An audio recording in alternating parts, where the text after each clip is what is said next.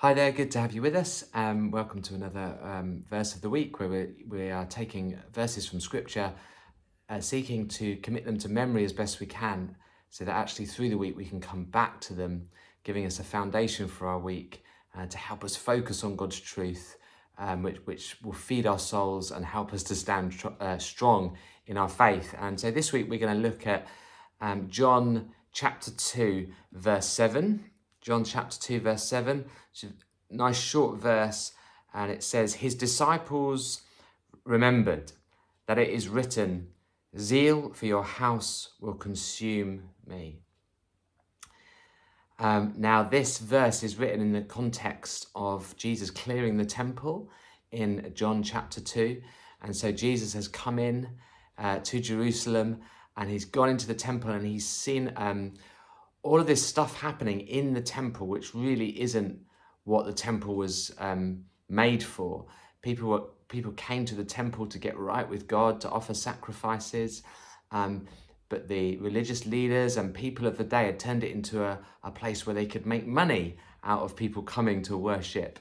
And Jesus famously goes in, he makes a whip and he drives out the money changers and those people selling animals for sacrifice, and he declares, my house will be a house of prayer for the nations, but you have made it into a den of robbers.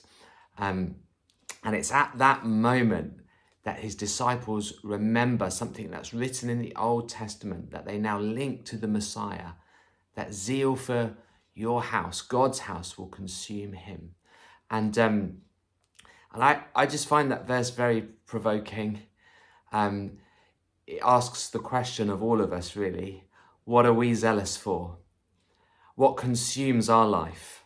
What are we so passionate for that it consumes us? It takes up our attention. It takes up our focus. We're prepared to fight. You know, Jesus here is fighting for a cause, isn't he? He's not gently kind of asking these people to leave and stop doing what they're doing. No, he's passionate about it. He's zealous for his Father's glory, and so he drives them out. Paints a little bit of a different picture of Jesus, doesn't it, to the one we normally expect or we're used to. Society often just paints him as a kind of hippie, gentle, peace-loving person, which obviously, but that's only half the story.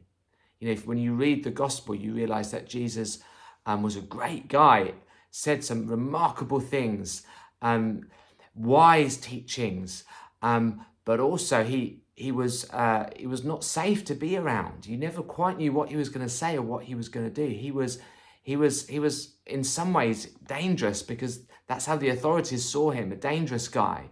And so he was a great guy to be around, but not necessarily a safe guy to be around. And here we see that zeal for his Father's house consumes him.